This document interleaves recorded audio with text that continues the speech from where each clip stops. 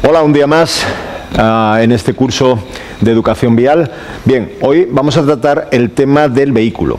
Hemos tratado en capítulos anteriores, el factor humano. Hemos visto todos los condicionantes que tiene el factor humano a la hora de circular, de cara a la seguridad. Hemos visto también el tema de las vías y nos falta por ver el tercer elemento, el vehículo. Y vamos a hablar de este tema. Bien, como viene siendo costumbre, pues vamos a empezar haciendo unas preguntas referentes a este tema que repetiremos al final de este capítulo, pues para ver cómo nos ha cundido, a ver qué tipo de aprovechamiento hemos tenido en esta explicación, por si hay alguna duda sobre estas materias. La primera pregunta es muy sencilla. Dice, ¿qué elementos del vehículo son más decisivos para evitar accidentes de circulación? Tenemos una respuesta que dice los frenos. La respuesta B dice los espejos retrovisores y la respuesta C, los neumáticos. La siguiente pregunta dice, ¿pueden las embarazadas viajar sin cinturón de seguridad? La respuesta A dice sí, a partir del 4.º mes de embarazo. La B, sí, pero solo si llevan consigo un certificado médico que lo indique. Y la C, no nunca. Y la tercera pregunta dice, ¿qué niños tienen que viajar con una sillita que les sujete en caso de accidente? La respuesta A dice, todos aquellos que midan 1,35 o menos de estatura. La B, todos aquellos que tengan menos de 12 años de edad. Y la respuesta C, todos aquellos que pesen menos de 35 kilos. Veremos al final del capítulo las respuestas correctas. Hablamos del vehículo. Concretamente vamos a hablar del automóvil. Hay muchos tipos de vehículos. Nos centramos en el automóvil, que es el que más nos interesa. Hablar del automóvil es hablar de la máquina más extendida, posiblemente con los teléfonos móviles, la máquina más extendida del planeta. Y por tanto la industria automovilística pues es una industria muy potente a nivel global y con una gran capacidad de influencia en la toma de decisiones sobre medidas que tienen que ver con la movilidad. Muchas políticas que tienen por finalidad regular la movilidad y que sea de un tipo u otro, pues miran de reojo a la industria automovilística. Tiene una gran influencia. Quizá por ello existe esa anómala circunstancia de que los vehículos son cada vez más potentes y más rápidos, alcanzando velocidades muy superiores a los límites máximos permitidos, ¿verdad? Nos podríamos hacer muchas preguntas a este respecto. Por ejemplo, ¿por qué los coches modernos, los coches de tecnología avanzada, teóricamente más seguros, por qué siempre tienen que ir asociados a velocidades altas, a coches muy potentes y muy rápidos, ¿verdad? Los automóviles son grandes generadores de expectativas. Por estas razones que acabo de comentar, generan grandes expectativas que luego al final se frustran en muchas ocasiones en el día a día circulando, ¿no? Una persona se compra un coche rápido y potente pensando que va a tener libertad y luego se encuentra en el atasco a la misma altura que otro coche que tiene la mitad de precio, la mitad de potencia y la mitad de calidad, ¿verdad? Bien, esto también hace que los automóviles sean moduladores de comportamientos. Muchas personas no se comportan igual conduciendo un automóvil que conduciendo uno diferente. Depende de qué tipo de automóvil se conduzca, se suelen modular los comportamientos y esto lo vemos muy a diario, ¿verdad? ¿Los coches son más seguros hoy que hace años? Sin duda. Los coches vienen equipados con grandes avances tecnológicos. A medida que avanza el tiempo, que va pasando el tiempo, van mejorando sus condiciones tecnológicas, sus capacidades para, teóricamente, ser más seguros. El peligro de esta afirmación es que muchas personas entienden esta mayor seguridad como algo ilimitado, o algo que tiene un límite más allá de donde le corresponde, ¿verdad? Esto es lo peligroso realmente. Tener una fe ciega en los automóviles, en la tecnología del automóvil, muchas veces hace que, o provoca, que haya comportamientos muy arriesgados en el tráfico. Existen muchos estudios que indican que no por tener un coche teóricamente más seguro, con más avances tecnológicos destinados a la seguridad, vamos a tener menos probabilidades de tener accidente. Lo que es decisivo, lo hemos visto en capítulos anteriores, lo que es decisivo para evitar accidentes, sin duda es el comportamiento, la actitud que tiene la persona que va al volante. Si tenemos una fe ciega en esa tecnología que ofrece el automóvil, bueno, pues podemos estar metiéndonos en situaciones de riesgo, muchas veces sin percibir esa cantidad de riesgo real que tenemos delante, ¿verdad? Por tanto, ¿la tecnología nos ayuda? Sí, nos ayuda, pero ojo, nos ayuda hasta un límite. Un automóvil, por muy moderno y avanzado que sea, sigue siendo una máquina de más de 1 tonelada de peso, o en muchas ocasiones 2 toneladas, que se desplaza a una gran velocidad por el territorio, una velocidad que a escala humana es muy elevada, y por tanto está sujeto a las leyes físicas de la adherencia y la estabilidad. Por tanto, ¿hasta dónde podemos asumir riesgos? Bueno, pues ahí está la pregunta y no tenemos la respuesta correcta en cada momento. Siempre hay que ir con un plus de seguridad, por muy avanzado y por muy seguro teóricamente que sea el vehículo. Bueno, pero no nos vamos a meter en el comportamiento y en la actitud de la persona que conduce, porque esto ya lo hemos visto de forma detallada en capítulos anteriores. Hoy nos vamos a centrar en el elemento vehículo, en el automóvil, para saber qué tipo de mantenimiento, qué tipo de cuidados tenemos que tener con él, pues para que se comporte como esperamos, ¿no? Sea moderno o sea antiguo, da igual, Bueno, en este sentido, hay que tener en cuenta que los automóviles tienen dos tipos de elementos de seguridad. Por un lado tenemos los elementos de seguridad activa, que son aquellos que están diseñados para evitar accidentes. Bueno, pues aquí tenemos los frenos, tenemos las luces, tenemos los neumáticos, tenemos el claxon, tenemos los espejos retrovisores, etcétera, etcétera, etcétera, etcétera. Y por otra parte tenemos los elementos de seguridad pasiva, cuya finalidad es disminuir las consecuencias de los accidentes. Es decir, que cuando ocurra un accidente tengamos las menores consecuencias posibles, ¿verdad? Ahí tenemos los cinturones de seguridad, tenemos los airbags, tenemos los reposacabezas, el acolchado interior del vehículo, etcétera, etcétera. Vamos a ir viendo los más importantes, tanto de seguridad activa, los que evitan accidentes, como de seguridad pasiva.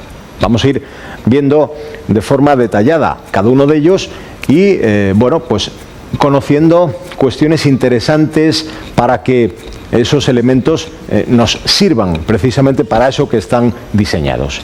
Empezamos por los elementos de seguridad activa y empezamos por los neumáticos. Los neumáticos son los elementos del vehículo que más importancia tienen de cara a la seguridad, sin ninguna duda. Los neumáticos son el nexo de unión entre el vehículo y la vía, el suelo por el que se circula, ¿verdad? La seguridad en gran medida depende de 4 palmos de goma. De nada nos serviría tener unos buenos frenos en el vehículo si el neumático patina y resbala. Por tanto, esa frenada no se va a poder desarrollar. Los neumáticos no solo sirven para frenar, también tienen mucho que ver con la propulsión, tienen que tener un buen agarre para que la propulsión sea la correcta, tienen que sujetar el coche en las curvas, permitir esa estabilidad, tienen mucho que ver también con la amortiguación, son elementos, como su nombre indica, son elementos neumáticos que hacen una parte de la suspensión, etcétera, etcétera. Es decir, tienen una importancia notable. De hecho, la mayor parte de los accidentes que ocurren por un fallo mecánico, por un fallo del vehículo, la mayor parte ocurren por no tener los neumáticos en buen estado. Bueno, si son tan importantes los neumáticos para la seguridad, bueno, pues, ¿qué tenemos que tener en cuenta? Las personas que tenemos coche, ¿qué tenemos que hacer para que ese neumático se comporte correctamente? Bueno, pues varias cosas. Primero, el neumático es importante que tenga, el dibujo del neumático, que tenga una profundidad adecuada. Esa profundidad que tiene el dibujo del neumático, bueno, pues sirve para que cuando entramos en un terreno húmedo, un terreno con charcos de agua, barro, etcétera, bueno, pues permita el agarre del neumático. Si fuese totalmente liso, patinaríamos en superficies húmedas, ¿verdad? Por tanto, es importante que tenga esa profundidad adecuada. ¿Cuál es la profundidad adecuada? Bueno, pues el código de circulación exige que se tenga por lo menos 1,6 milímetros de profundidad. Esto es apurar bastante el neumático.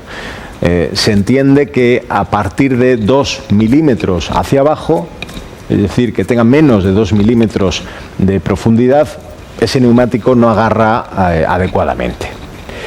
Los neumáticos tienen en el dibujo tienen unas marcas, unas señales que indican cuándo ya es necesario sustituirle porque ya está desgastado.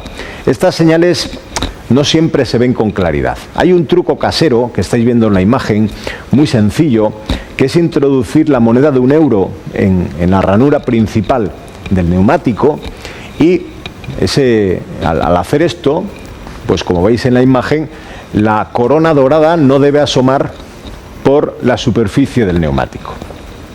Significa que ese neumático todavía está en buen estado para circular. Si eso no ocurriese, como tenéis esta otra imagen, que la corona dorada se la ve perfectamente asomando por encima de la banda de rodadura, quiere decir que ese neumático ya no nos sirve. Inmediatamente, lo antes posible, pasaremos por un taller a colocar unos neumáticos nuevos. No escatiméis en neumáticos porque es una inversión muy rentable, muy rentable. Bien, otra cuestión que hay que tener muy en cuenta con los neumáticos es la antigüedad que tienen, la edad que tiene el neumático.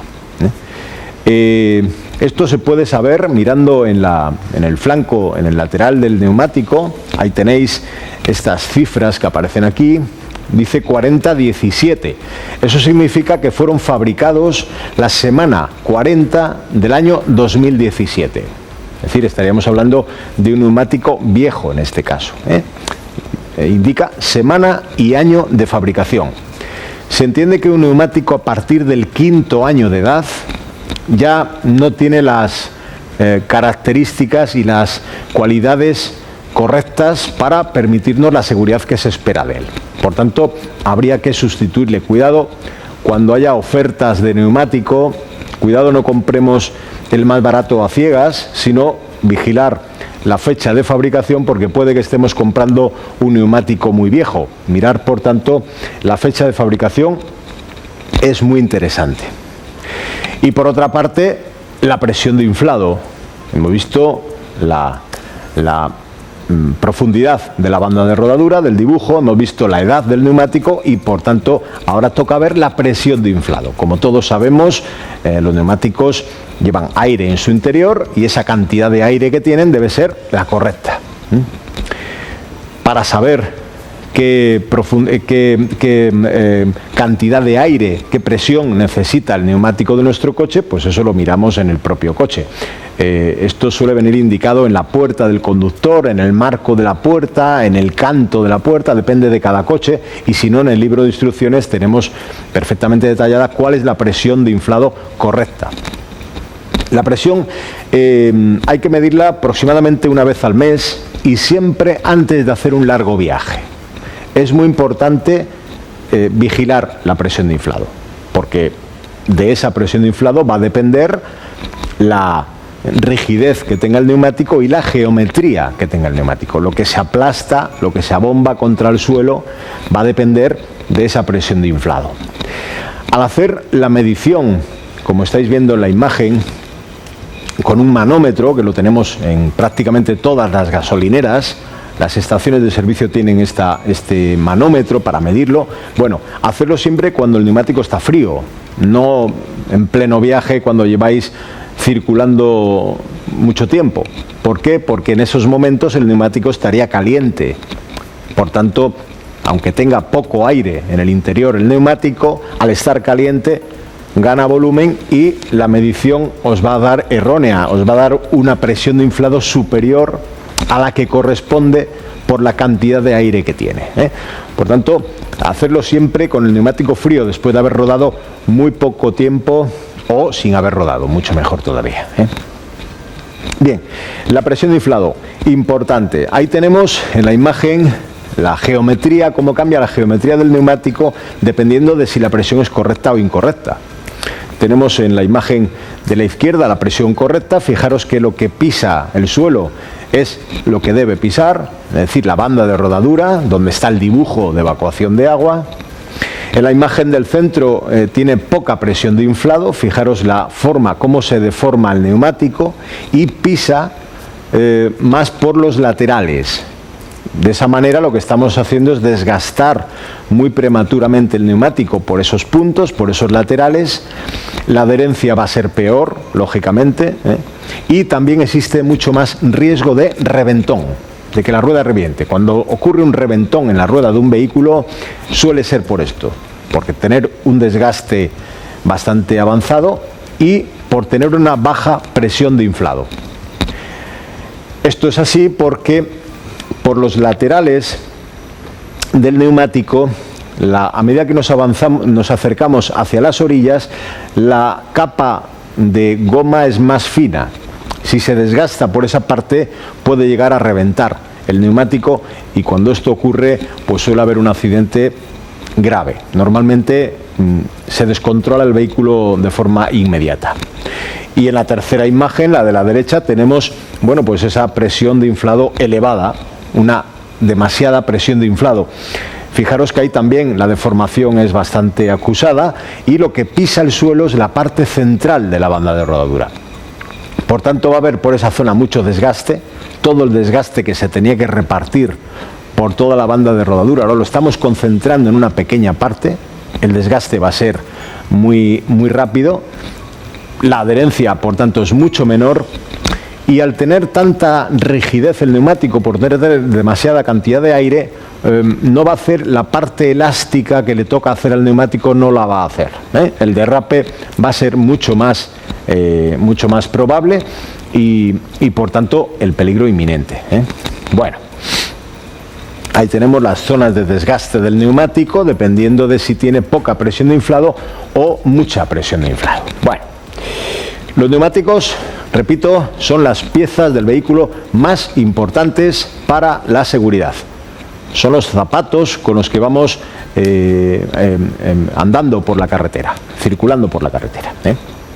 Otro elemento muy importante para la seguridad activa, para evitar accidentes, son las luces del vehículo, ¿eh? Son elementos también de primera magnitud en importancia para la seguridad.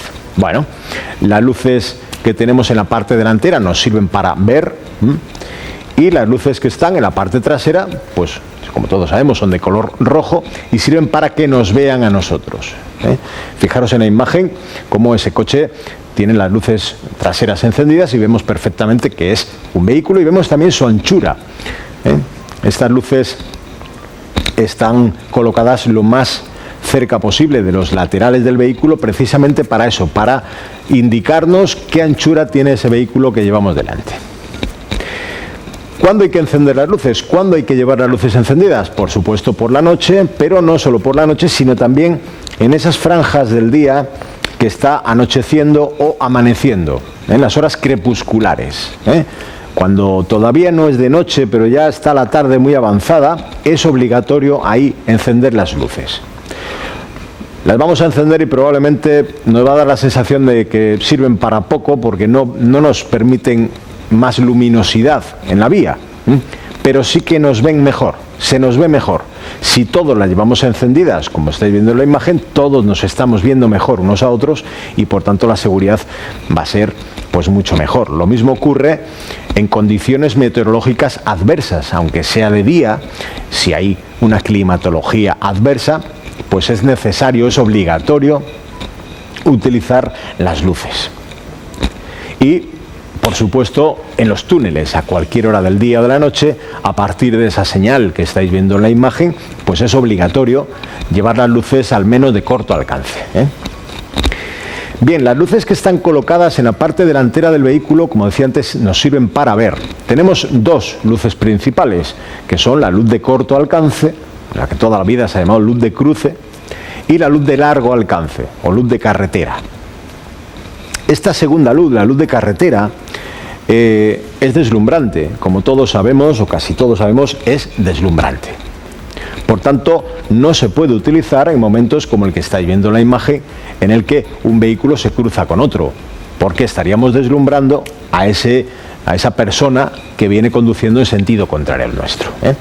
La luz de largo alcance solamente se puede utilizar, bueno, cuando no venga nadie en sentido contrario, ni vaya nadie circulando delante nuestro a poca distancia, porque estaríamos deslumbrando a través de los espejos retrovisores, ¿eh? La luz de largo alcance, ojo, porque al ser deslumbrante, su utilización está muy condicionada. Primero, está condicionada al hecho de no deslumbrar, que no haya posibilidad de deslumbrar a nadie y que estemos fuera de poblado. Cuando es obligatoria es fuera de poblado. Dentro de poblado, en ciudad, no se puede utilizar la luz de largo alcance, más que para hacer ráfagas de alumbrado cuando necesitamos avisar a alguien de un peligro, por ejemplo, ¿vale? Dentro de poblado solo se llevará la luz de corto alcance, nunca la de largo alcance. Como estáis viendo en esta imagen, bueno, se lleva cuando estamos fuera de poblado y no viene nadie a quien podamos deslumbrar. Tened en cuenta que es obligatorio utilizar esta luz de largo alcance cuando vamos a más de 40 kilómetros por hora. Si no vamos a más de esa velocidad, podemos elegir entre corto y largo alcance. Se entiende que circulando a menos de 40 kilómetros por hora, bueno, pues la velocidad que llevamos es muy baja y no necesitamos alumbrar tanto espacio, ¿verdad? Bueno, claro, la luz que deslumbra es la de largo alcance, pero ojo, porque la luz de corto alcance, que es la que utilizamos para no deslumbrar, se puede convertir en deslumbrante.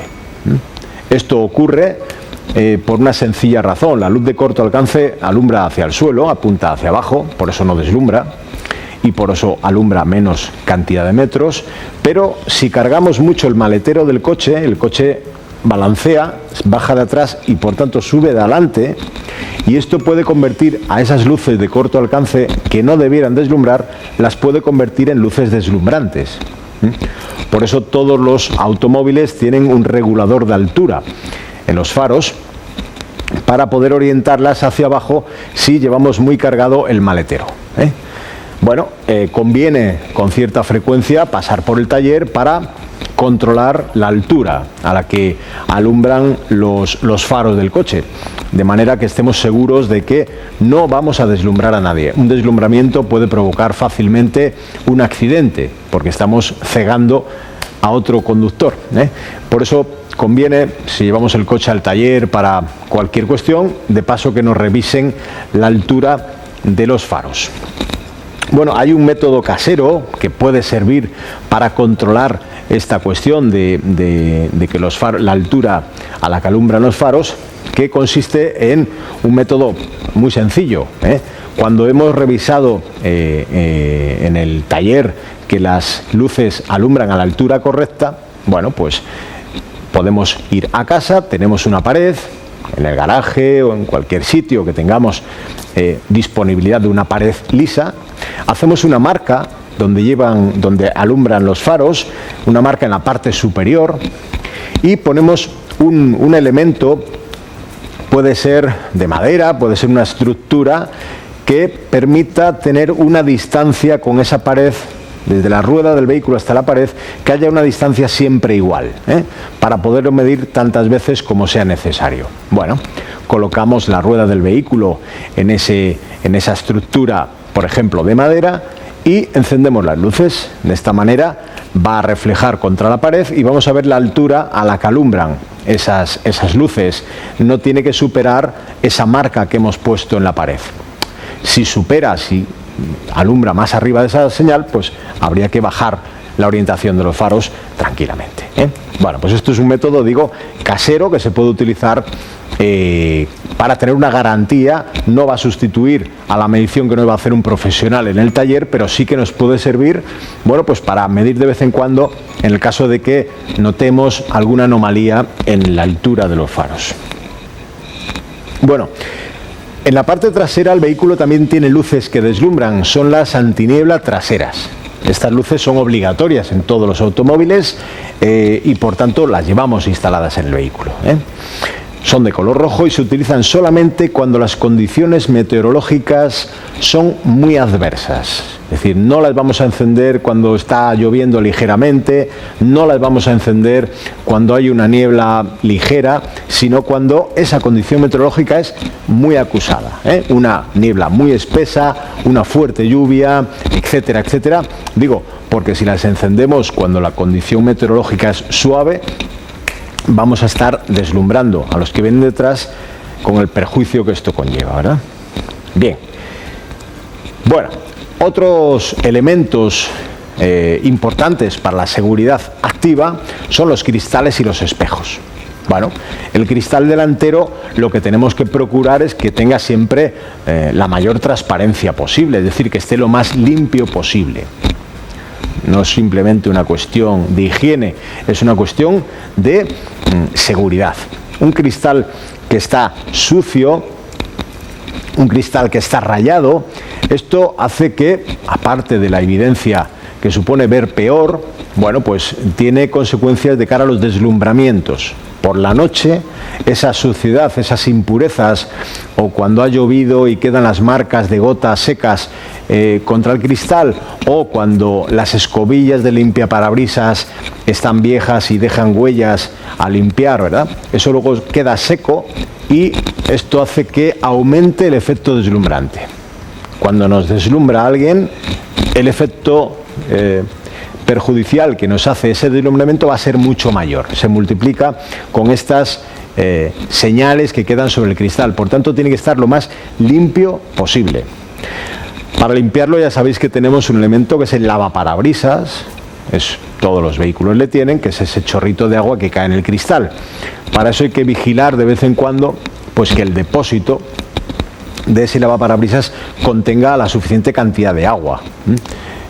Hay quien le echa una gotita de jabón perfectamente, desengrasa cuando limpia, pues estupendo, Y los espejos retrovisores, los espejos que tenemos obligación de llevar en un automóvil, son dos, aunque normalmente se llevan tres y veremos en breve que serán obligatorios los tres, pero a día de hoy son obligatorios dos, que es el interior, el que llevamos dentro, y el que va en la puerta del conductor, el espejo retrovisor izquierdo.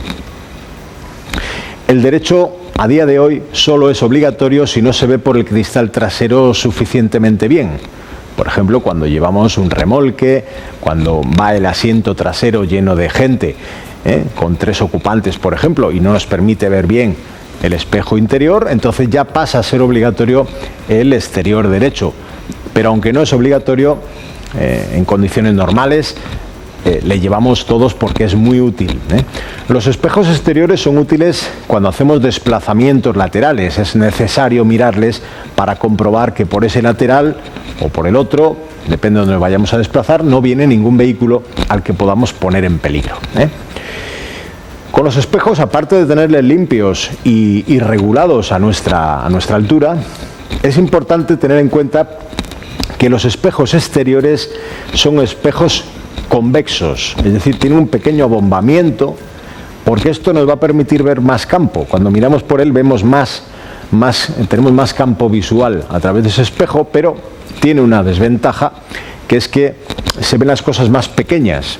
Por tanto, cuando observemos por el espejo exterior que viene un vehículo, tenemos que pensar que no viene tan lejos como parece a través del espejo.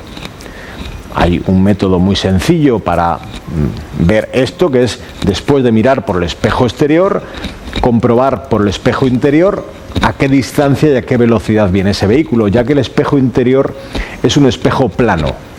Es decir, refleja la imagen tal y como es, no deforma la imagen de lo que se ve. Bueno, elementos de seguridad activa, evitan accidentes. Pasamos a los elementos de seguridad pasiva, son los que disminuyen las consecuencias de los accidentes. Tenemos en primer lugar el cinturón de seguridad. Los cinturones de seguridad son obligatorios en todos los automóviles, en todos los asientos, y les tenemos que llevar abrochados en todas las vías, por cualquier vía por la que vayamos circulando. Un elemento que evita una gran cantidad de muertes todos los años. Y hay un porcentaje elevado, que pasa del 30%, de fallecidos en carretera que no llevaban puesto el cinturón de seguridad. Parece mentira que a día de hoy todavía haya gente que no lleva puesto el cinturón de seguridad. Bueno, como veis, tiene que ir bien abrochado, están prohibidas las pinzas esas que se ponen para que el cinturón no apriete. Bueno, y tiene que ir bien extendido, la cinta tiene que ir bien extendida y pasar por la estructura ósea, por el esqueleto de la persona, ¿verdad? Tiene que pasar por la clavícula, el esternón y las caderas. No puede ir por zonas blandas, cuello, la tripa, porque puede hacer daño, lógicamente, Entonces tiene que sujetar la estructura ósea de la persona que va ahí. Bueno, hay personas que están exentas de llevar cinturón de seguridad. Sí, son las personas que tengan un certificado médico de exención. Las personas que por cualquier patología, cualquier dolencia circunstancial, momentánea, sea incompatible con llevar puesto el cinturón de seguridad. En ese caso el médico le hace un certificado que debe de llevar consigo para que cuando le pare la policía y le pida explicaciones de por qué no lleva el cinturón, pues le enseñe el motivo. Tiene que llevar ese certificado encima, Hasta hace unos años las embarazadas estaban exentas de llevar cinturón, hasta que estudios demostraron que, bueno, bien puesto el cinturón por las caderas no tiene por qué afectar a la tripa y por tanto es más beneficioso llevar el cinturón, lógicamente, que ir sin él. Por tanto, las embarazadas sí tienen obligación, como todo el mundo, de llevar puesto el cinturón de seguridad, salvo que, igual que el resto de las personas, tenga un certificado médico de exención. Bueno, el cinturón nos lo podemos desabrochar cuando vamos a hacer marcha atrás, cuando vamos a ir hacia atrás. Por ejemplo, para hacer un aparcamiento, porque esta rotación del cuerpo para mirar hacia atrás pues es incompatible con ir amarrado con el cinturón.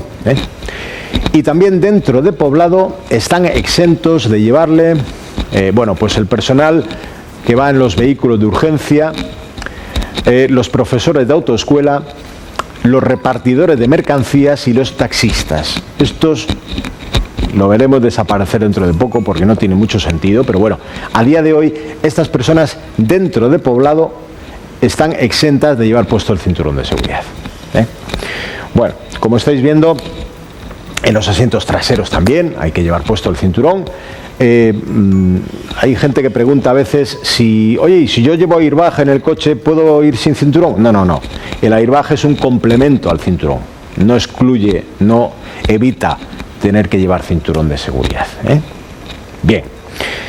Bueno, el cinturón, la importancia que tiene, las muertes que ahorra, pues es evidente, ¿no? Es decir, hay gente que dice que él conoce a una persona que tuvo un accidente y el cinturón le hizo un corte o le hizo... Habría que preguntarse qué le hubiera ocurrido si no lleva el cinturón. Es decir, una persona que va sin cinturón, en un golpe frontal, que suele ser la mayoría de los accidentes, son de forma frontal, bueno, pues sale disparada hacia adelante a la misma velocidad a la que iba el coche. Es decir, el impacto es brutal, mientras que si lleva el cinturón queda sujeto contra la parte más acolchada que tiene el vehículo, que es el asiento, ¿verdad? La eficacia, no hay discusión sobre esta materia. Los niños tienen que ir con una sillita. Los que no pasen de 1,35 de estatura, los que tengan 1,35 o menos de estatura, tienen que ir obligatoriamente con una sillita de sujeción. no sirve el cinturón de seguridad para ellos. Tienen que ir con una sillita. Y esa sillita, lógicamente, ir bien anclada con su sistema de anclaje al asiento. Puede ser el cinturón de seguridad, pero tiene que ir la silla bien sujeta, lógicamente, ¿eh? La sillita tiene que estar adaptada al peso y a la talla de ese niño. No vale cualquier silla para cualquier niño, sino que tiene que ser destinada a ese niño con esa estatura y ese peso, y esa talla, concretamente. El asiento más seguro para llevar a los niños es el asiento central, trasero central. ¿Se puede ir con un niño en una sillita de estas en el asiento delantero? Como norma general, no, tienen que ir detrás. Solamente podría ir delante si todas las plazas de los asientos traseros ya van ocupadas por niños que llevan sillita. Entonces, podría ir un niño de menos de 1,35 de estatura en el asiento del acompañante con una sillita.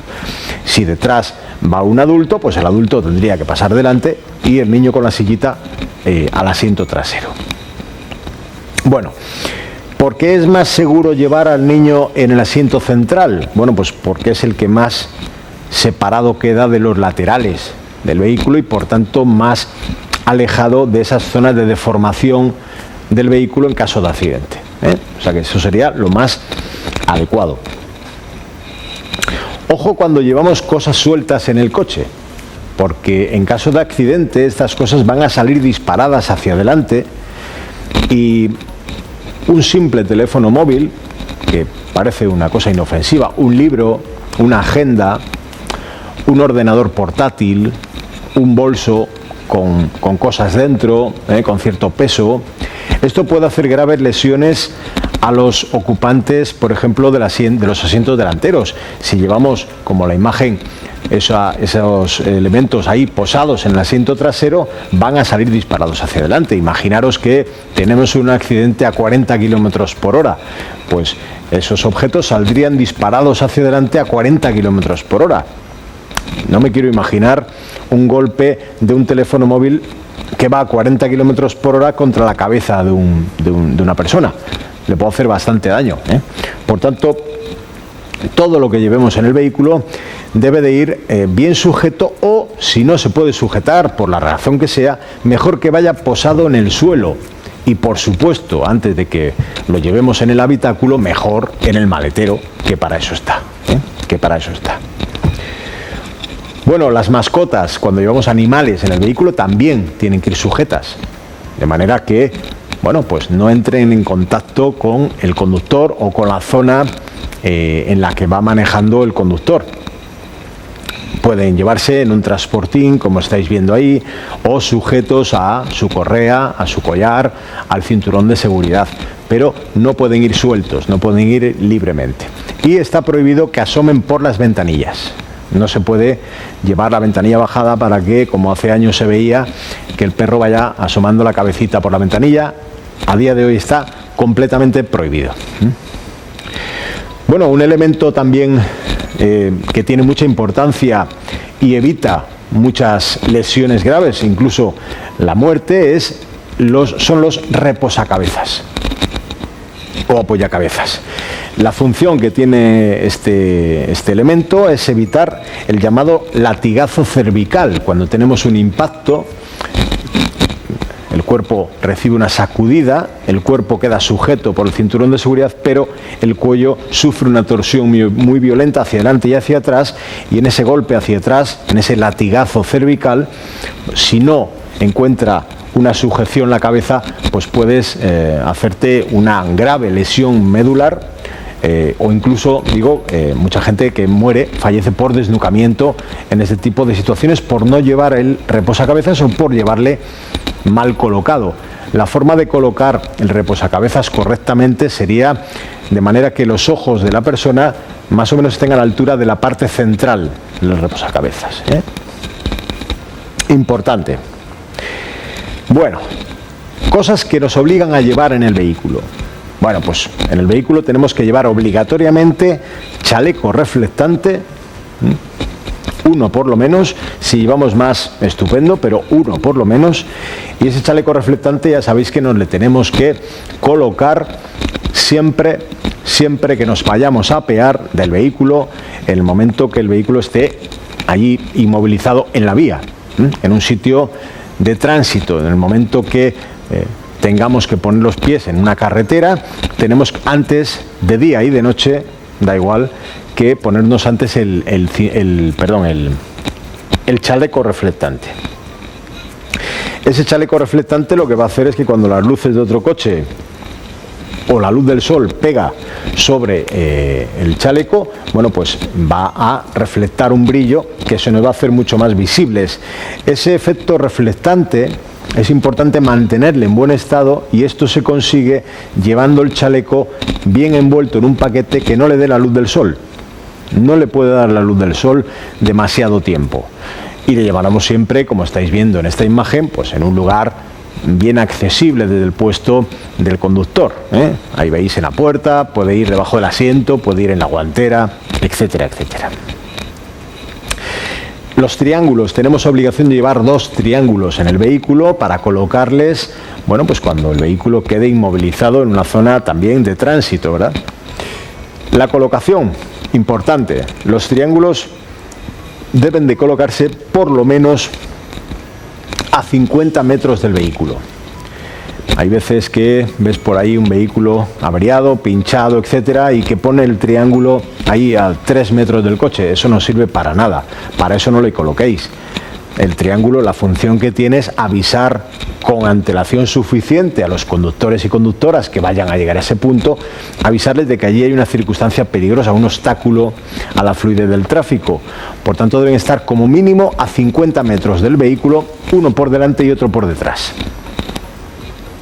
Digo como mínimo a 50 metros porque ese triángulo debe ser visible 100 metros antes. Es decir, si tenéis que dejar el coche al lado de una curva y colocando el triángulo a 50 metros no se le ve 100 metros antes, pues habría que alejar más ese triángulo de manera que sea visible 100 metros antes de llegar a su altura, ya se vea que allí hay un triángulo y que por tanto enseguida va a haber un obstáculo, ¿eh? Bueno, hay ocasiones en las que solamente es necesario colocar uno de los triángulos, el de la parte trasera. Eso ocurre, como estáis viendo en la imagen de la izquierda, bueno, pues en esa carretera que es de sentido único. Si es de sentido único no puede venir nadie en sentido contrario, por tanto no hay que poner ahí ese triángulo, ¿verdad? La rueda de repuesto, obligatorio también llevar rueda de repuesto y herramientas para sustituirla cuando haya que hacerlo. Ahí estáis viendo una rueda tipo galleta, de estas que se llaman galleta. Bueno, esta rueda solamente la podemos utilizar para ir desde el lugar donde hemos pinchado hasta el taller, donde nos hagan la reparación de la rueda que hemos pinchado. Con esta rueda no se recomienda circular a más de 80 kilómetros por hora. Y ya digo, pocos kilómetros, lo justo para llegar al taller. Por otra parte, la documentación necesaria en el vehículo. Tenemos que llevar la documentación que nos acredita como conductores y también los papeles del vehículo, los famosos papeles del vehículo, ¿verdad? Es obligatorio llevar el permiso de circulación y la tarjeta de inspección técnica, es decir, el documento que acredita que hemos pasado la inspección técnica correctamente. El seguro obligatorio no es necesario llevarlo, no es obligatorio llevarlo. Sí es recomendable, pero no es obligatorio llevarlo a día de hoy, ¿eh? Bien. Bueno, pues hemos visto los temas, los puntos del vehículo, los elementos, los sistemas del vehículo más importantes, que más cuidado tenemos que tener con ellos para que el vehículo se comporte como esperamos de él, ¿eh? Vamos a hacer de nuevo las preguntas que hicimos al principio del programa y vamos a ver cuál es la respuesta correcta o si hemos acertado cuando lo hicimos anteriormente o no. Bien, la primera pregunta decía: ¿qué elementos del vehículo son más decisivos para evitar accidentes de circulación? ¿Los frenos, los espejos retrovisores o los neumáticos? Bueno, creo que dejamos claro que los neumáticos A pesar de que los frenos y los espejos son importantes, tienen su importancia, lógicamente los neumáticos son los decisivos para evitar accidentes. Son los elementos más importantes de cara a la seguridad, sin duda, en verano y en invierno, ¿eh? La otra pregunta decía que si pueden las embarazadas viajar sin cinturones de seguridad, sin cinturón de seguridad. Sí, a partir del 4º mes de embarazo, sí, pero solo si llevan consigo un certificado médico que lo indique. Esta es la respuesta correcta. Las embarazadas a día de hoy ya tienen, bueno, pues que aplicar lo mismo que el resto de personas. Solo pueden quitarle, o bien al hacer marcha atrás, salir marcha atrás, o bien cuando tengan un certificado médico de exención, un certificado médico que lo indique, ¿eh? Y por último, la pregunta de ¿qué niños tienen que viajar con una sillita que les sujete en caso de accidente? Pues ya vimos que eran todos aquellos que midan 1,35 o menos de estatura, 1,35 o menos. Bueno, pues muy bien. Hasta aquí este capítulo destinado al vehículo. Espero que os haya servido y que hayamos resuelto las dudas que probablemente tuvierais. Nada más. Hasta pronto y muchas gracias. Bien, en este curso de educación vial para mayores, para personas mayores, pero como decíamos al principio, estas materias le interesan a cualquier persona que conduzca. Bueno, pues en este curso hemos hecho un recorrido analítico por aquellas materias que tienen una especial relevancia para la seguridad. ¿Sí? Aquellas materias que cualquier persona que conduce debe tener claras. Debe tener claras. Decíamos en uno de los capítulos que, bueno, prácticamente todos los accidentes son evitables, que prácticamente todos los accidentes ocurren por un fallo del factor humano, de la persona que va al volante, que ha tomado una decisión equivocada en un momento dado por diferentes circunstancias. Una de esas circunstancias muy notable por la que se toman decisiones equivocadas es por desconocer o bien la normativa y la señalización o por desconocer la importancia que tienen algunos de los aspectos que hemos tratado aquí. Hemos tratado de resolver esas dudas, hemos intentado mostraros cuáles son los puntos más importantes a tener en cuenta, cuáles son las amenazas que hay en las diferentes situaciones que se pueden producir en el tráfico y, muy importante, hemos intentado mostraros cuáles son las estrategias de defensa, bueno, pues que todos tenemos que tener claras para evitar riesgos y circular con la mayor seguridad posible. Espero que os haya servido, espero que os haya gustado y que lo hayáis aprovechado bien. Pues nada más, muchas gracias y hasta pronto.